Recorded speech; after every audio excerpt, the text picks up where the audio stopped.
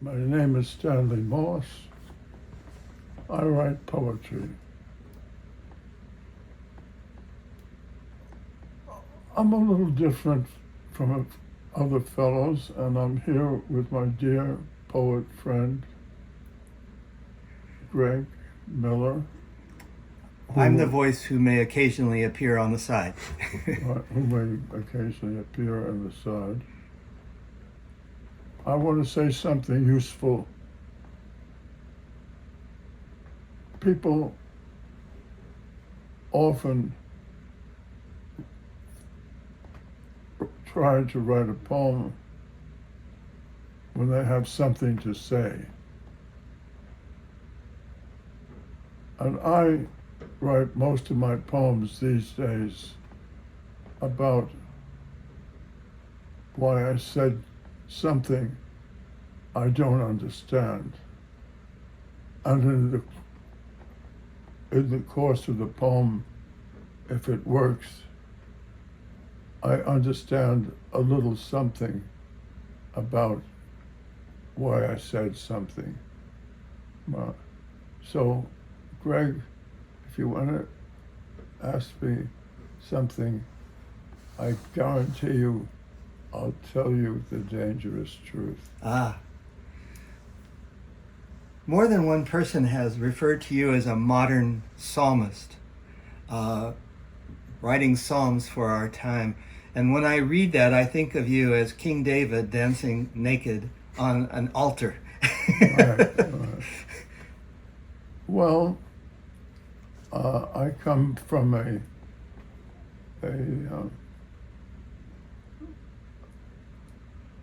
I'm looking for a word. I'm 98 and I sometimes have to look for words a long time. But I come from a family that didn't believe in God. And yet it was Jewish. And there are two sides of my family. One has 14 doctors. One has one side of the family. And one side has a suicide. Some guy who got the electric chair. Most were communists, except my father. And I was a communist quite a while ago. Right. And I burned, just for good luck, all the names of the cultural division of the Communist Party. So I know who was and who wasn't. And I'm as anti-Putin as anyone can be, right? I believe in freedom for everyone. I'm as anti-racist as anyone can be, I believe. I'm a pro homosexual guy because there are so many homosexuals I loved, but not in bed.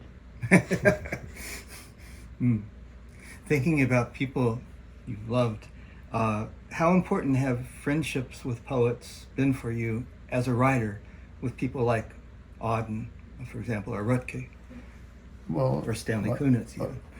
My friendships with poets include Rutke, and don't forget Dylan Thomas. Of course. And Stanley Kunitz. And don't forget Yehuda Amichai. And there was Sidney Graham and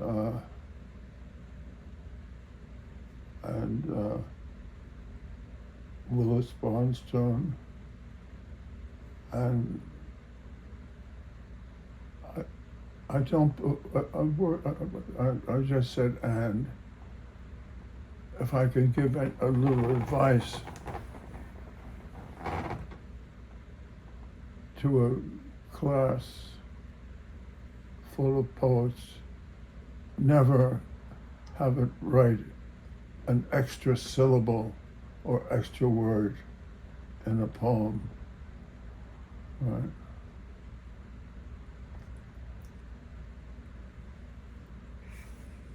And as an editor, you have an excellent eye for that. As an editor, I have an eye for that, plus a better word that should be put in place than the one that's there. I edit various books of poets. I edit with love various books of poets who I once published and I no longer publish. They go into other publishers. I've only published 600 books. And you do, I can say from experience, edit with love and helpfully. Is that one of the reasons you've run Sheep Meadow Press for so many years? The reason I started Sheep Meadow Press, there are complicated reasons. One, I worked for New Directions. I got on very well with Jay Loughlin, but one day I said, I want to get the hell out of this office because I want to write a poem. But I had to make a living. And I sold the poems and got $158, and I thought I'd live off of poetry. How much I was mistaken. And the problem was I married two ladies. One had a schizophrenic son, and I had to pay for his hospitalization. So I wrote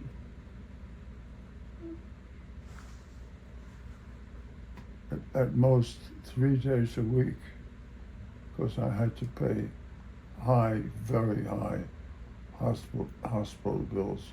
What the F would I have written if I could have written 7 times a day? Well, of course, I also was in the Navy, and I sleep very little.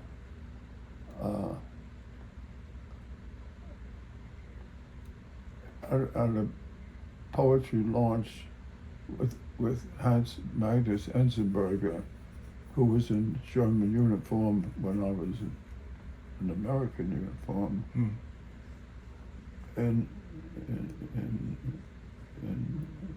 at a festival in Italy, where they had a lot of noise in the streets. And I said, we had breakfast together, and I said, did the noise wake you up? And Magnus said, oh, I can sleep through anything, any noise. It was the bombing, of course. Right. And then I realized I was in the Navy 4 hours on and 4 hours off, and I don't sleep more than 4 hours. So when we sleep, we're still at war. And we're very close friends when he was alive. And I've got a pretty good poem about him when he was in a different condition. I think we should close this short introduction. Anything you want to say that you haven't said as an introduction to Goddamn Poems?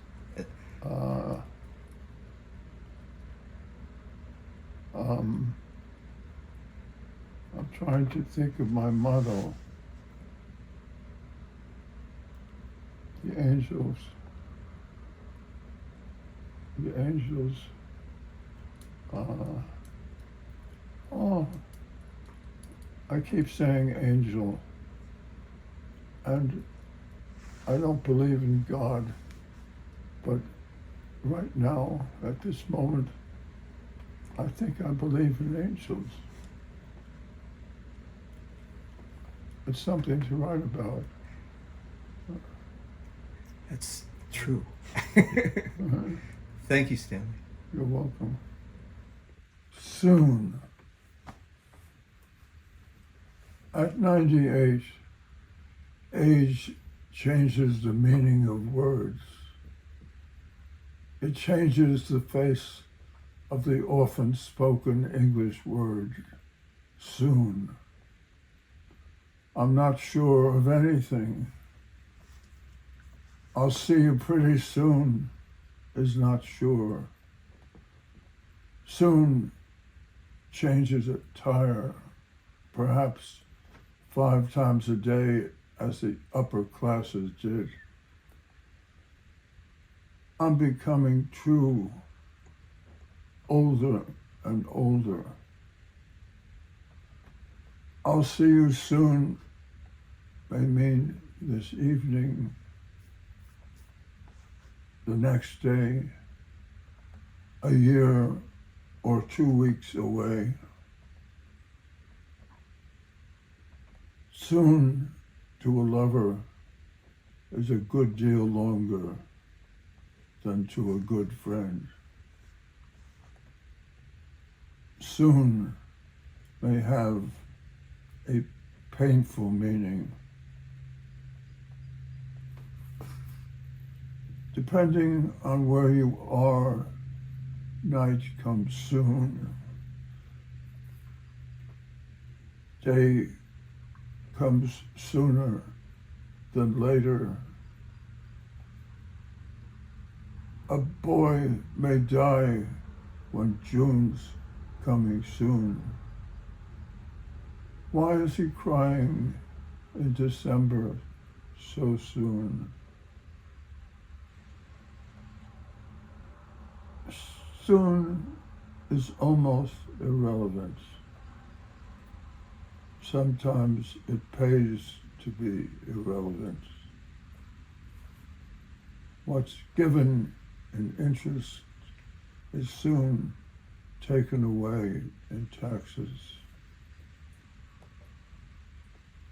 Soon is indefinite as weather.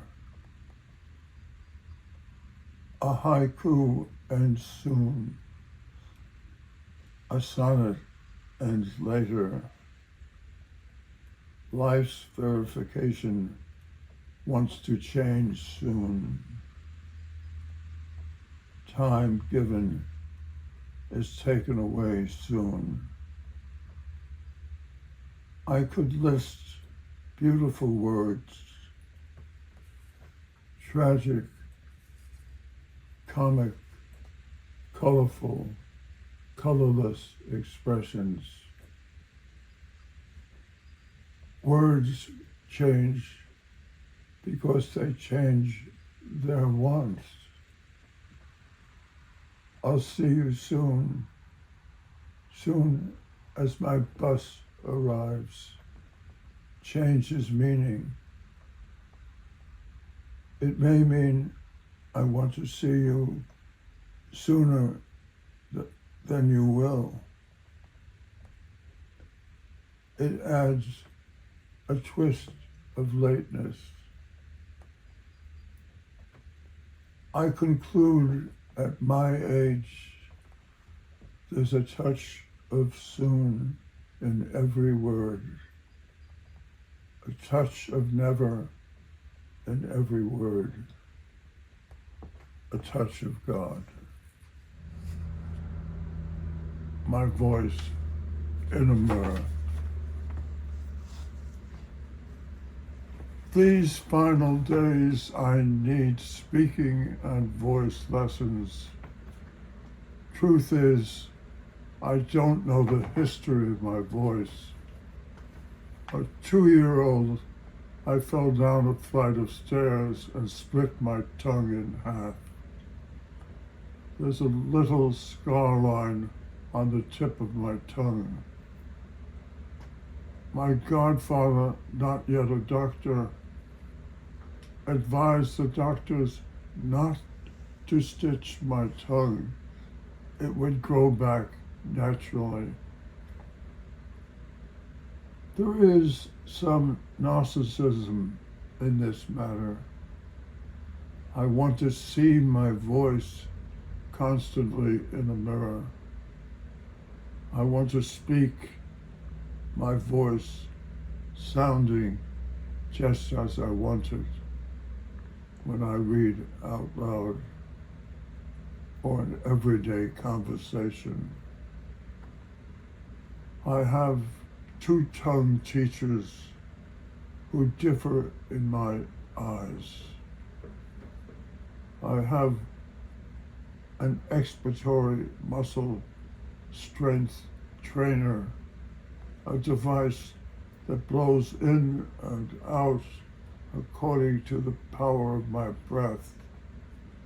The sound of what I write is part of the meaning of my poem. I was taught to blow 40 times in and out.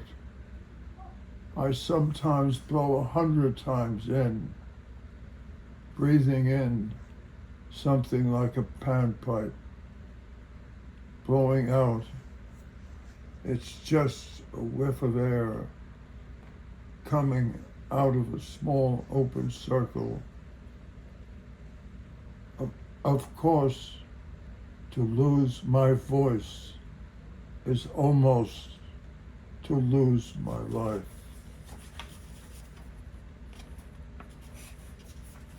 Next, I must make my tongue hit the roof of my mouth 40 times. I often do it 100 times. Then my tongue must go 40 times to the left and right in my mouth. The truth is, if I don't do this every day, I mumble a poem when I read out loud. My speech is sometimes guillotined when it deserves understanding, a little polite applause. If I don't do my exercises when I speak, a stranger cannot tell if I speak babbling English or American. A second teacher who teaches at the Sean Parker Institute of Voice. She is a wise, pretty South Korean lady with an MD from NYU. She's also a gifted modern dancer. These teachers of voice don't give a fig about poetry. Dr. Nam teaches a sequence of puffs. She is an expert muscle strength trainer, teaching 5 puffs in various ways. I'm trying to understand today. A question: are my kisses different after my tongue lessons?